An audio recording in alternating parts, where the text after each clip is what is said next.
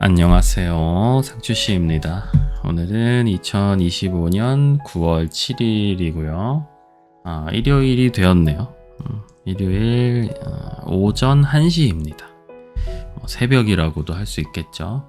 요즘에 좀 며칠 연속은 아니구나. 꽤 자주 상추씨를 찍어보고 있는데 다들 꿀잠 주무시고 계신지 모르겠네요. 내일이 이제 일요일이죠. 오늘이 이제 일요일인데 일요일에 올라갈 영상 편집 맞춰놓고 집 정리도 좀 싹 했고 잘까 하다가 상추씨 좀 찍으려고 녹음 버튼을 눌렀습니다. 지금 유자씨랑 하윤이는 자고 있고 그래서 방문을 닫아놨어요. 선풍기는 또 소리 들어가니까 꺼야 되고 그래서 조금 더운 상태다. 창문도 열어놓으면 밖에서 잡소리나 바람소리 같은 것들이 들어갈 수도 있기 때문에 오늘은 토요일이었는데 유자씨는 출근을 했습니다.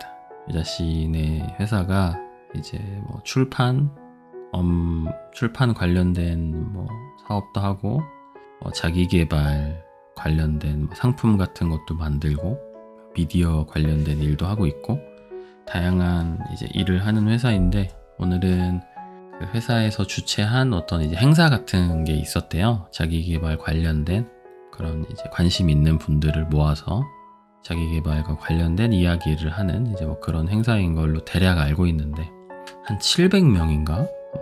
꽤 많은 사람이 오죠.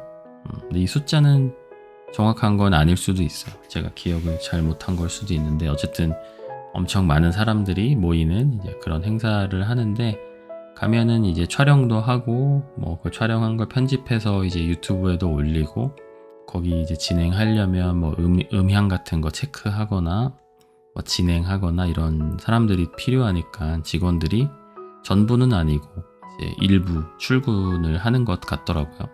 그래서 유자 씨도 이제 미디어 팀 팀장이기 때문에 가서 뭐 촬영하고 음향 체크하고 이런 것들을 좀 같이 했었던 것 같고요. 아까 집에 오니까 유자씨 한 10시 넘어서 퇴근했던 것 같아요. 그 행사가 성균관대에서 했었어가지고 좀 멀리서 했죠. 서울에서. 주말에는 제가 알기로는 출근을 하면은 수당을 주는 걸로 알고 있어요. 그래서 좋은 회사죠. 그 되게 더러운 단어가 있잖아요. 더러운 그 포괄임금제라는 아주 더러운 단어가 있죠. 연봉 속에 네가 대충 어느 정도 이제 초과 근무를 할지 계산해서 수당까지 같이 넣어둔 거야. 너의 연봉은. 그러니까 너는 초과 근무를 해도 수당은 없단다. 그런 걸 이제 포괄임금제라고 하는데 아주 거지 같은 법이라고 생각을 하고요. 저는 회사 생활 하는 내내 계속 포괄임금제였었기 때문에 그 법이라고 해야 되나요? 그런 걸 되게 증오했었습니다. 왜냐면은 초과 근무를 굉장히 많이 할 수밖에 없는 이제 그런 직종이었었기 때문에 그래서 맨날 이제 계산을 막 해봤죠. 회사는 줄 생각도 전혀 없지만 내가 한 달 동안 이만큼 초과 근무를 했으니까 이걸 만약에 법대로 내가 수당을 받았으면 내가 월급을 얼마를 받고 있는 걸까? 이런 쓸데없는 계산도 좀 해보고 그랬습니다. 저는 아침에 오늘은 조금 늦게 일어났어요. 어젯밤에 늦게 자가지고 9시 반 정도에 하윤이가 막 울면서 엄마를 찾더라고요. 유자씨는 성균관대까지 한 9시인가까지 출근을 해야 돼가지고 집에서 7시 정도에 나갔다고 알고 있거든요. 그래서 하윤이가 눈을 딱 떴는데 엄마가 없으니까 막 울면서 제가 이제 덕분에 하윤이의 울음소리를 들으면서 일어나게 됐고요. 일어나서 좀 씻기고 뭐 좀 살짝 먹이고 어머님 댁으로 하윤이를 좀 맡기러 갔습니다.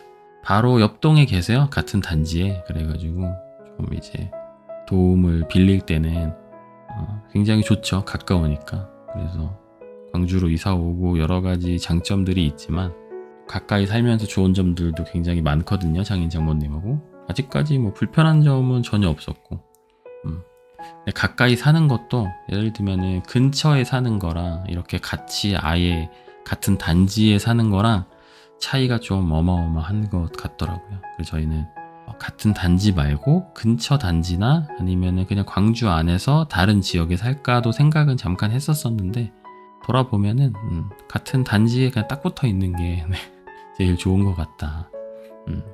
그런 생각을 좀 합니다. 저희와 비슷한 상황이신 분들이 뭐 얼마나 계실지 모르겠지만, 혹시라도 부모님께서 육아를 좀 이제 지원을 해주신다라고 말씀을 하셨는데 근처로 이사를 갈 계획이다, 그런 분들은 네, 그냥 같은 단지로 어떻게든 가는 걸 추천드립니다. 돈이 조금 뭐 예를 들면 주거비가 조금 더 비싼 아파트라고 하더라도 전세나 월세가 뭐 엄청 차이 나면은 생각을 좀 해봐야겠지만, 조금 차이로 비싸다, 그 정도면은 네, 같은 단지로 가시는 걸 추천드립니다. 저는 이제 하윤이 맡기고 와서는 집에 와서는 그 내일 올릴 영상 편집을 좀 계속 했고요. 와, 오늘은 영상은 안 찍었는데 하루 종일 엄청 먹었습니다. 저희 집이 원래 그 스타벅스가 배달이 안 됐었거든요. 스타벅스가 그 배달 앱이 없었나? 아무튼 그랬었는데 언젠가부터 스타벅스에도 배달 앱에도 스타벅스가 생겼더라고요. 그래가지고 가끔 시켜 먹기도 하는데, 아침에 라떼 하나랑 소금빵 2개랑 시켜가지고 그 최소 주문 금액 그런 게 있어서 주문을 해서 이제 먹었었는데, 예전에 제가 이제 엄청 좀 절약하고 많이 극단적으로 돈을 아끼고 하던 시절에 배달 알바를 가끔 했었는데, 집에서 커피를 시켜 먹는 사람들이 그렇게 많더라고요. 근데 저는 그때까지는 배달 음식은 가끔 먹었지만 커피를 집에서 시켜 먹을 생각을 한 번도 해봤던 적이 없고 실행을 했던 적도 없었거든요. 그래서 집에서 커피를 시켜 먹는 사람들을 보면서 와, 어떤 사람들이 시켜 먹는 걸까 되게 궁금했었어요. 커피는 그냥 집에서 뭐 캡슐 커피 먹던가 뭐 그냥 믹스 커피 먹던가 하면 되지, 집에서까지 커피를 시켜 먹네? 이런 생각을 했었는데, 도대체 어떤 사람들일까 궁금했었는데 저 같은 사람들이었습니다. 아무튼 소금빵이 근데 왔는데 2개가 찌그러져가지고, 소금빵은 원래 이렇게 좀 동글동글하고 좀 빵빵하고 이렇게 모양이 좀 예뻐야 되잖아요. 그리고 한 입 딱 베어 물었을 때 겉은 살짝 바삭하면서 한 입 딱 뜯었을 때 속 안에 이제 그 동굴이라고 표현을 하던데, 좀 이제 빈 공간이 약간 이렇게 보이는, 그러면서 버터 향이 이렇게 싹 뭔가 이제 코를 감싸는 그런 이제 과정으로 보통 저는 소금빵을 즐기는 편인데, 이게 찌그러져서 와가지고 네, 이게 뭔지, 밀가루 덩어리인지 뭔지 굉장히 기분이 좋진 않았습니다. 근데 또 그걸 이제 컴플레인을 걸면 제가 알기로는 환불이 되는 걸로 알고 있거든요. 근데 아마 환불이 되면 상황에 따라 다르겠지만 배송 이제 책임을 그 배달해 주신 분한테 책임이 돌아갈 수가 있어요. 그럼 이제 그분은 그 배달비 받은 거를 아마 뱉어내거나 아니면 뭐 음식값만큼 배상을 하거나 뭐 그런 식으로 알고 있거든요. 그래가지고 그냥 먹었습니다. 네.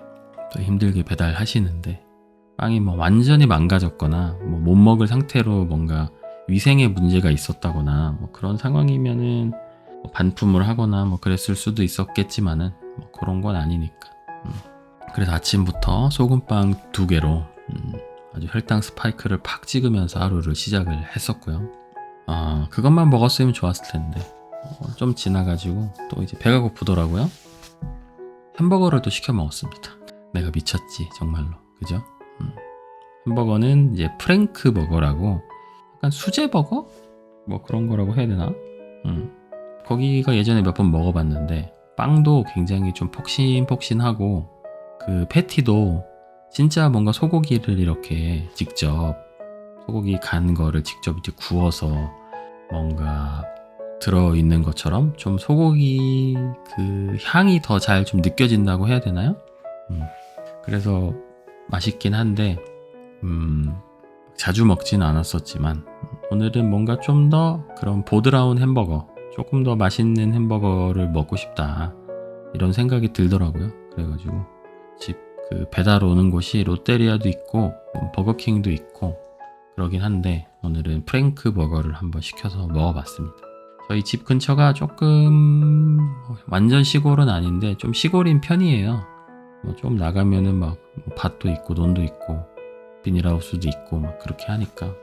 그리고 저희가 살고 있는 지역도 한 몇 년 전까지만 해도 이제 읍으로 불렸던 것 같더라고요. 뭐 리 이런 거 있잖아요. 지금은 이제 동으로 불리기는 하는데 그래서 조금 이제 시골인 느낌인데 다행히 그런 프랜차이즈 배달들은 웬만한 회사들은 다 웬만한 그 프랜차이즈들은 다 들어와 있는 것 같더라고요. 그래가지고 먹고 싶을 때 이제 조금 서운할 일은 뭐 크게 많지는 않고 웬만한 건 다 먹을 수는 있다. 그래서 오늘 이렇게 많이 좀 배를 채우면서 햄버거도 2개 먹었어요. 또 하나 먹었으면 제가 이런 말씀 안 드리는데 제가 약간 그 폭식하는 습관 같은 게 있어가지고 가끔 좀 무너질 때가 있는데 오늘은 조금 심하게 무너진 편인 것 같아요. 영상 안 찍는 날에 뭐 정확히 말하자면 이제 편집하는 날, 편집을 좀 빡세게 하는 날은 영상을 안 찍고 계속 편집만 하는데 보통 책상에 앉아서 끼니를 이제 해결을 하다 보니까 대충 먹거나 아니면 좀 자극적인 거, 뭐 햄버거나 이런 것들, 피자나 이런 것들 먹으면서 막 하고 이렇게 하다 보니까 굉장히 좀 이제 안 좋은 습관인 거는 아는데 가끔 시켜 먹게 될 때가 있는 것 같아요. 좀 과하게. 뭔가 되게 이런저런 이상한 이유들을 되게 잘 갖다 붙입니다. 막 스스로. 남들이 들으면 되게 웃기다고 할 만한 그런 온갖 이유들을 붙여가면서 그렇게 폭식을 하는 나 자신을 좀 이제 합리화를 하는 거죠. 안 좋은 건 아는데. 그래서 좀 그런 제가 이제 싫으니까 계속해서 이제 고쳐야 해. 이거는 안 좋은 습관이야. 이러면서 오랫동안 살아왔는데 결국 고치지 못할 것 같다라는 그런 생각이 들어서 그냥 함께 가기로 했습니다. 대신에 이제 그런 날들을 조금 이제 줄여보는 쪽으로 그리고 그런 일이 일어났다고 해서 나를 너무 이제 미워하지는 않는 걸로 요즘에는 그렇게 좀 관리를 하고 있는데 원래는 제가 이렇게 막 고칼로리 음식들을 폭식하거나 많이 먹거나 이런 사람은 아니었어요. 예전에는 초등학교 때는 진짜 많이 그런 거 많이 못 먹었었고 어머니께서 많이 사주시지도 않았고 돈도 돈이었겠지만 이제 건강에도 좋지는 않으니까 그런 뭐 군것질거리나 고칼로리 음식들이 중고등학교 때는 정말 식욕이 왕성할 때이지만 그때도 용돈이 그렇게 넉넉하진 않아서 그런 것들을 막 사 먹고 그러진 못했어요. 그래서 덕분에 마른 몸매를 유지를 할 수가 있었죠. 고등학교 2학년, 3학년 때는 살이 조금 찌긴 했었는데 고등학교 1학년 때 제가 키가 181cm였거든요. 근데 아직도 기억나는데 그 신체 검사할 때 몸무게가 61kg였나? 바지를 28인치 허리 되는 걸 입고 막 그랬었으니까 그러니까 지금이랑 키는 거의 비슷한데 몸무게는 거의 30kg 30kg 적은 거죠. 아무튼 그랬었고 대학 때도 사실 형편이 넉넉지는 못해서 뭘 많이 사 먹거나 막 그러지는 못했었는데 대학교 때 잠깐 이제 알바를 좀 했었어요. 알바비 받으면 뭐 치킨 같은 거 좀 시켜 먹고 하는데 당시에 뭐 알바비가 사실 얼마 안 되니까 최저 시급도 지금보다도 훨씬 낮고 그래서 예전에 한 번은 그런 가든 같은 데서 고깃집에서 이제 알바를 했던 적도 있었는데 손님들이 이제 고기 남기면 서빙하다가 다 쪼아 먹고 그랬었죠. 그때는 그게 막 더러운 줄도 몰랐어요. 왜냐면은 그런데 한번 오면 사실 한 3-4명이 와가지고 고기 이렇게 구워가지고 그러니까 구워서 나가는 뭐 그런 식이었거든요. 거기 음식 메뉴가.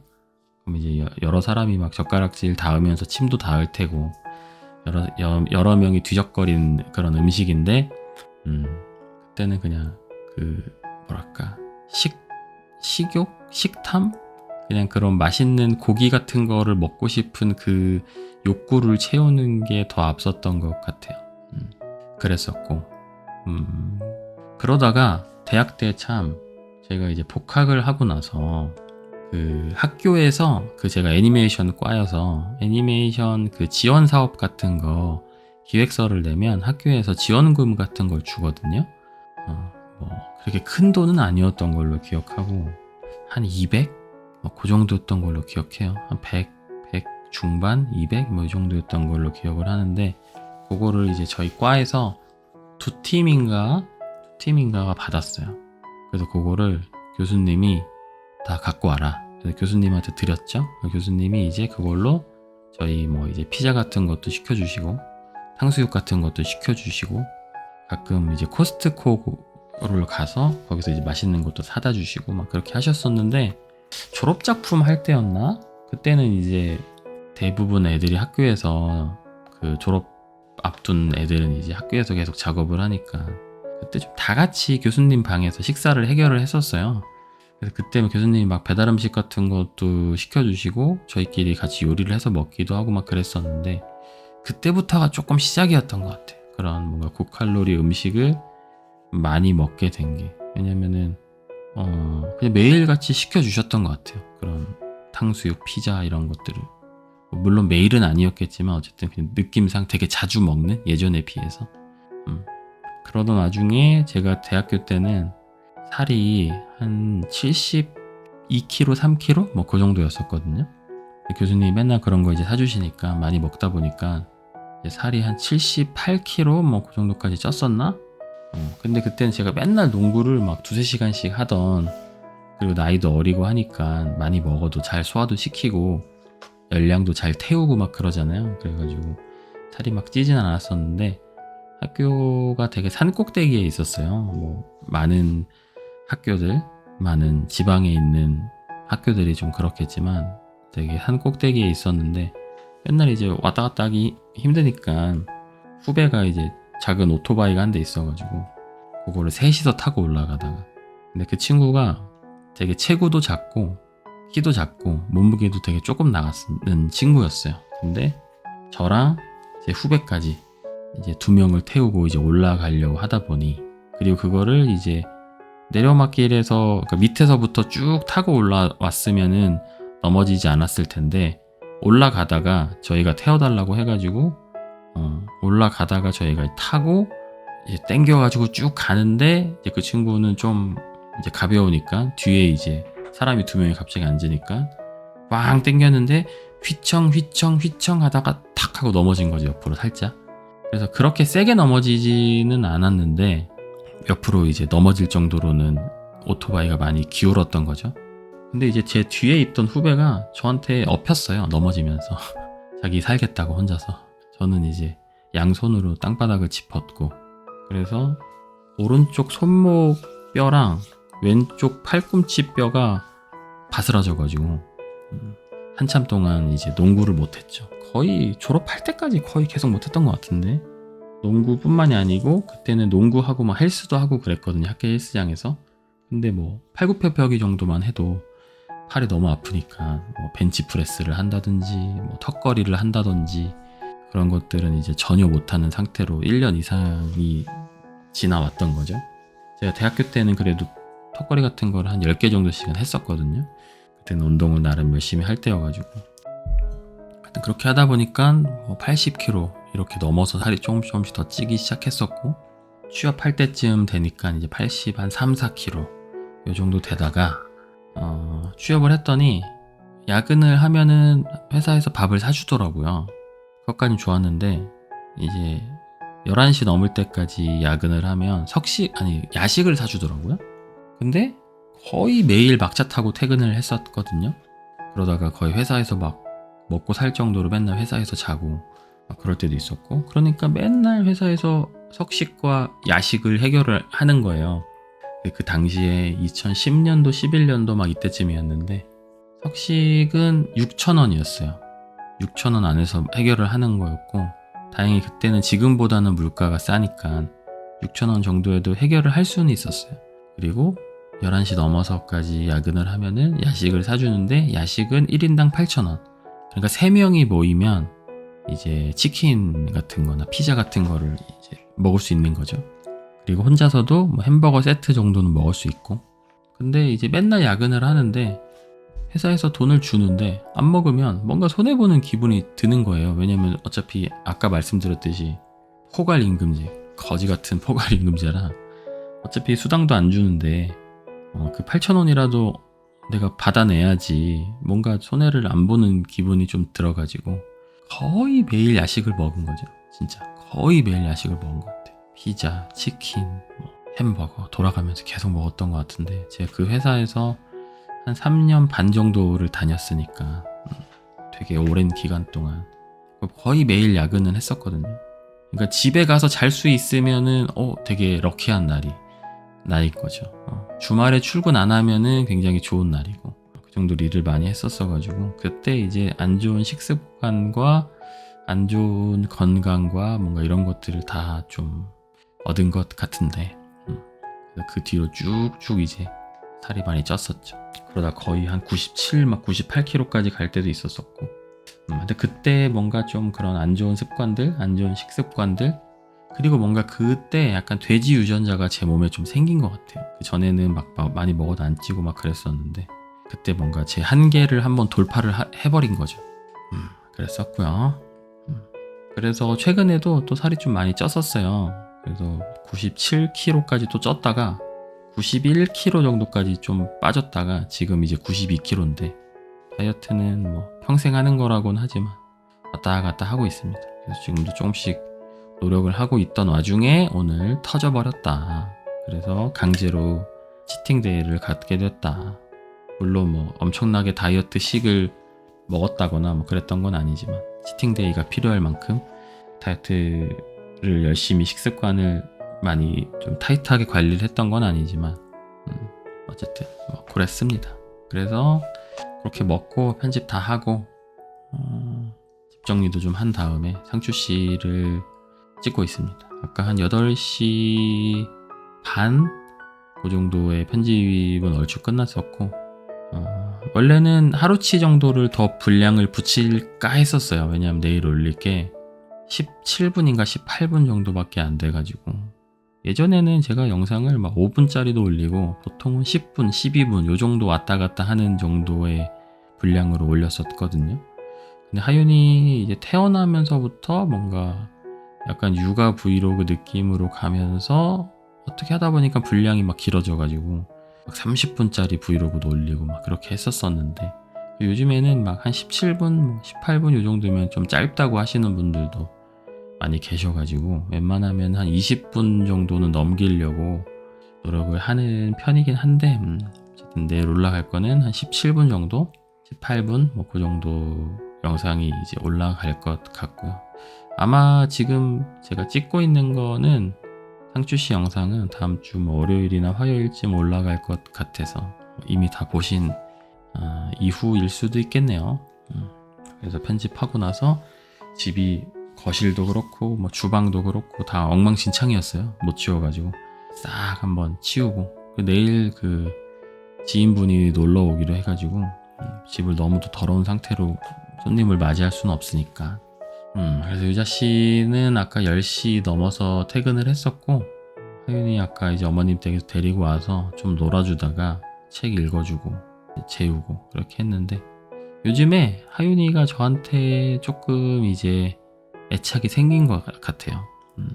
원래는 무조건 엄마만 찾고 그리고 엄마 껌딱지 시기가 주기적으로 찾아오는데 한 2-3달 전까지만 해도 좀 엄마 완전 껌딱지 상태였었거든요. 요즘에는 조금 저랑도 잘 놀려고 하고 같이 유자씨랑 같이 있을 때 너무 엄마한테만 달라붙거나 엄마한테 모든 걸 다 해달라고 하지 않고 저랑도 잘 하고 그러는 상황이에요.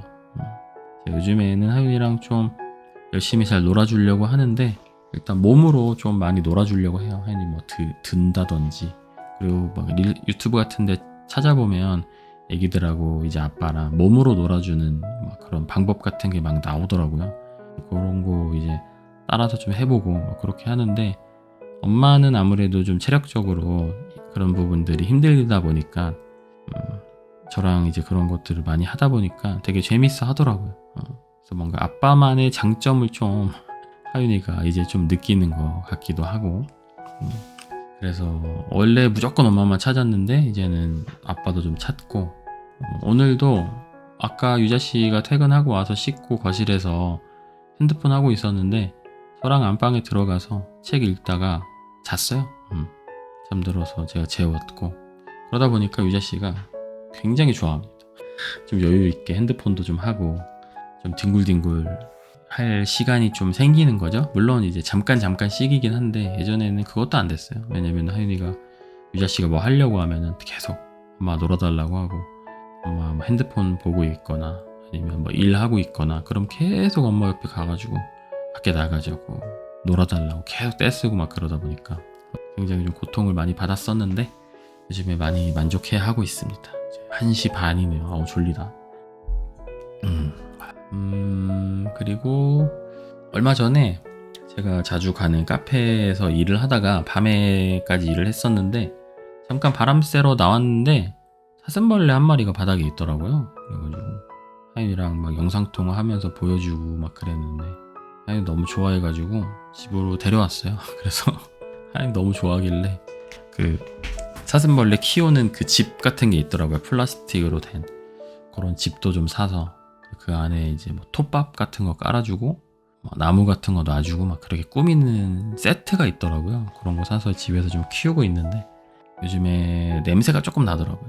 그래서 왜 냄새가 나나 봤더니만 그 먹이가 젤리 같은 그 곤충 젤리라고 하던데 거기에 이제 뭐 그런 곤충들이 먹을 수 있는 좋아하는 그런 이제 성분들로 구성된 젤리인 것 같아요. 이제 그런 먹이를 주면 된다 해서 그런 걸 이제 쿠팡에서 팔길래 곤충 먹이용 젤리를 사서 이제 줬는데 그게 약간 이제 우리가 일반적으로 먹는 그런 젤리처럼 달달한 맛만 나는 게 아니고 좀 시큼한 냄새 같은 게 나더라고요.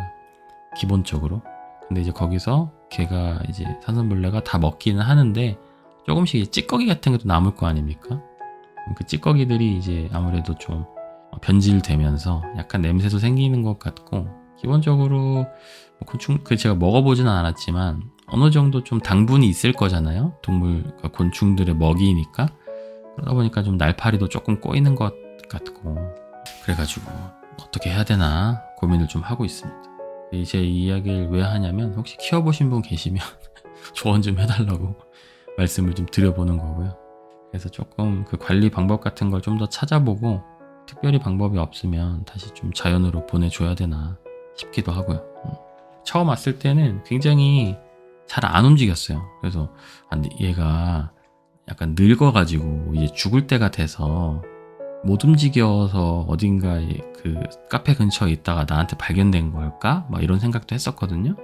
근데 이제 며칠 집에 와서 먹이도 잘 주고 잘 키워줬더니 되게 쌩쌩하게 움직이더라고요. 다리도 엄청 힘차게 잘 움직이고 그래서 건강한 상태인 것 같긴 한데 상황에 따라서 조만간 뒷산에 좀 풀어줘야 될 수도 있을 것 같고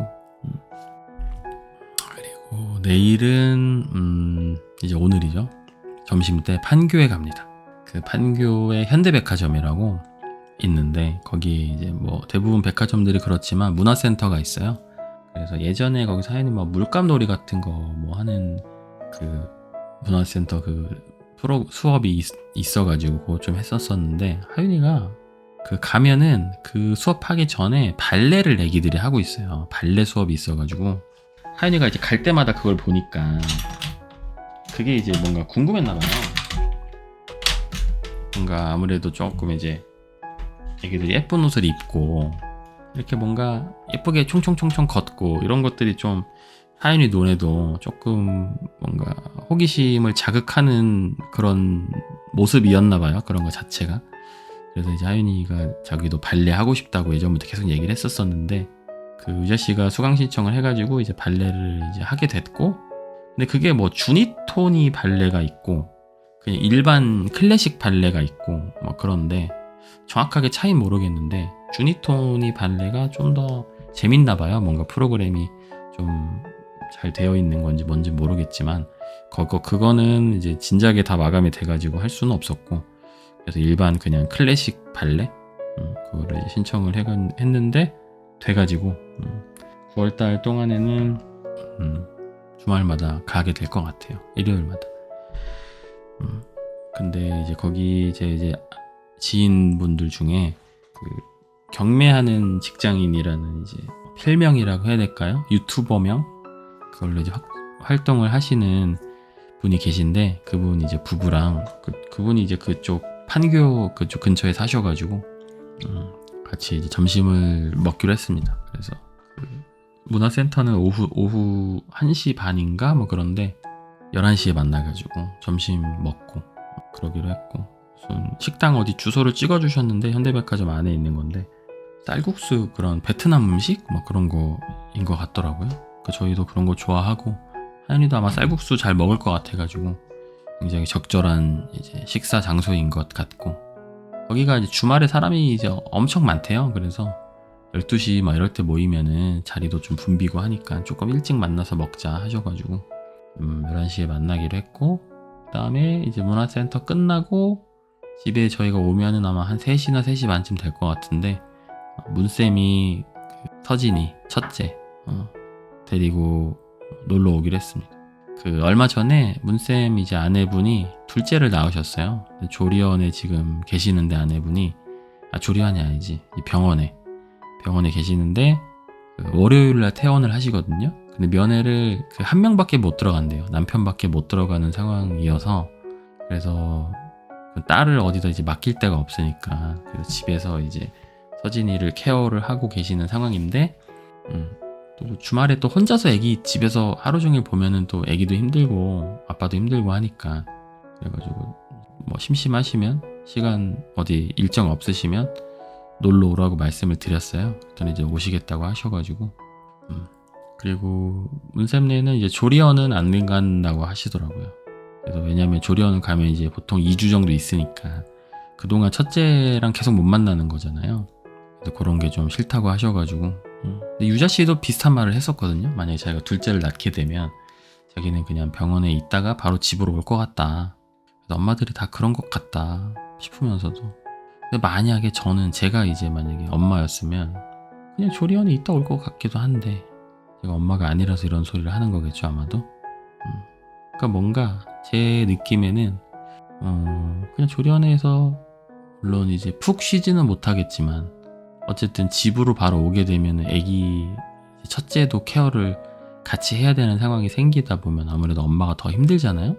그래서 저는 제가 엄마였으면 저만 생각해서 그냥 조리원에 있다 왔을 것 같기도 합니다.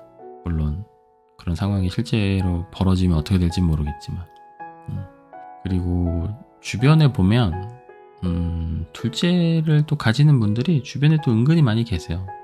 문쌤네도 그렇고, 예전에 저희 제주도 같이 갔던 허대리님 부부, 여준이 여운이네, 거기도 이제 둘이니까 거기는 셋까지 생각하고 계시대요. 정말 대단한 것 같고. 그리고 여행 유튜버 뜨랑길로님이라고 계신데, 그쪽 이제 가족하고도 저희가 예전에 몇 번 만나고 했었거든요. 거기도 이제 아기가 둘이고, 예전에 저 회사 같이 다녔던, 제 영상에도 많이 나왔던 김과장, 그쪽도 이제 딸이 하나 있었는데 아들을 하나 또 낳았어요. 그래서 거기도 이제 딸 하나 아들 하나 그런 식이고, 저출산이다 뭐 얘기는 또 많이 있지만 또 은근히 또 둘씩 낳는 집들도 꽤 있다. 그래서 저희도 뭔가 아직 저희는 둘째 계획이 구체적으로 있진 않지만 약간의 용기가 생긴다? 왜냐면 주변 애들 다들 가지니까 우리도 해낼 수 있지 않을까 뭐 이런 생각도 좀 하게 되고.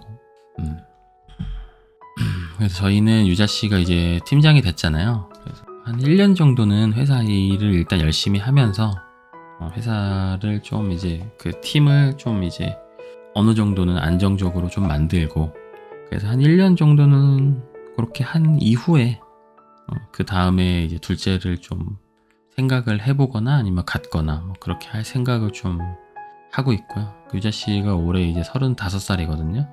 그래서 한 1, 2년 안에는 낳든 안 낳든 결정이 되지 않을까.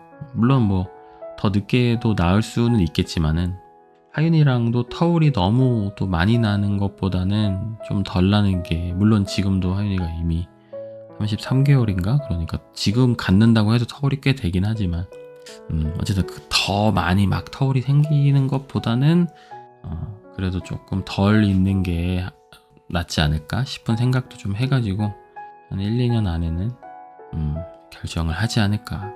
물론 뭐 유자씨도 39, 40 뭐 이쯤 돼서도 둘째를 갖고 나올 수도 있기야 하겠지만은, 그리고 또 엄마 건강도 좀 걱정도 되고, 아무래도 조금 더 한 살이라도 어릴 때 낳으면은 회복도 빠르고 이제 몸의 데미지가 덜 할 테니까요, 아무래도. 그래서 1, 2년 안에는 결정이 날 것 같습니다. 오늘은 뭐 이 정도 이야기를 하고 마무리를 해보면 어떨까 싶고요. 40분 정도 찍고 있는데 편집하면은 조금 줄어들긴 할 거예요. 근데 저번에 영상에서 제가 이제 여쭤봤는데 구독자분들한테 자연 경관이 나오는 그런 배경이 좋은지 자막이 나오는 게 좋은지 이런 거 여쭤봤는데 어차피 화면을 보는 일은 거의 없어서 자막은 굳이 없어도 된다 이런 이야기들을 많이 해주셔가지고 그래서 앞으로는 그냥 그러다 블랙 화면을 넣기는 조금 너무 정없잖아요. 그래서 다시 자연 경관으로 돌아가지 않을까. 예전에 자연 경관을 넣다가 뺀 게 그 무료로 동영상 이용할 수 있는 사이트에서 동영상을 다운을 받았어요. 다 무료 영상들로만 구성을 해가지고 자연 경관 그 영상들이 이제 반복이 될 수 있게끔 그런 식으로 해서 올렸었는데 그게 갑자기 무슨 저작권 신고 뭐 그런 게 들어와가지고 그게 그 영상이 그 수익 창출이 중단이 됐어요. 그리고 그게 막 그 저작권 경고도 되게 그 약간 등급이 여러 단계가 있는데 되게 심각한 그런 저작권 경고는 아니고 예를 들면은 되게 심각한 저작권 경고는 3번 받으면 그 사람의 신분으로 그 가입한 모든 유튜브 채널에 다 날아가던가 하여튼 뭐 그런 게 있는데 그런 거는 아니고 그냥 이제 수익 창출만 중단된다 뭐 그런 식으로 이제 와가지고 큰 문제는 아니기는 한데 문제는 분명히 무료라고 해서 받았던 거고 했던 건데 그게 그렇게 이제 신고가 오니까 그래도 제가 좀 알아보니까 정상적으로 예를 들면은 영상 소스 같은 것들을 돈 주고 사거나 음원 같은 것들을 이제 유료로 돈 내고 이용하고 하는 경우에도 그런 경고들이 막 올 수 있다고 하더라고요. 그래서 그게 뭐 알고리즘적으로 잡히는 경우들도 있고 아니면은 그냥 일단 신고를 막 넣는 경우들도 있다고 하더라고요. 그 관련 저작권을 갖고 있는 사람들이 약간 랜덤하게. 그래서 보통은 이제 이의 제기를 하면 바로 풀리거나 막 그러긴 하는데 저 같은 경우는 자연경관 영상을 쓰게 되면 모든 영상에다 그걸 다 쓰잖아요.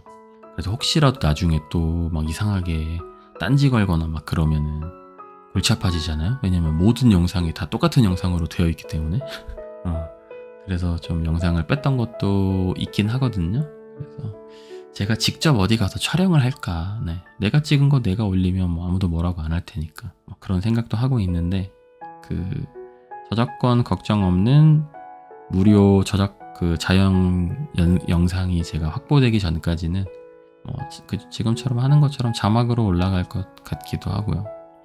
뭐 그렇습니다. 그건 제가 결정되는 대로 정리를 좀 해보겠습니다. 오늘도 그럼 영상 끝까지 들어주셔서 감사드리고요. 이 마지막 멘트까지 들으시는 분들은 최대한 없으면 좋겠는데 이전에 다 잠드시면 좋잖아요. 이것까지 듣고 계시다는 거는 잠을 못 주무시고 계신 거일 테니 물론 낮에 살림하면서 듣는다는 분들도 계셔가지고 좀 들으실 수도 있겠네요. 어쨌든 그럼 저는 이만 자러 가보겠습니다. 다들 좋은 밤 되시고요. 들어가세요.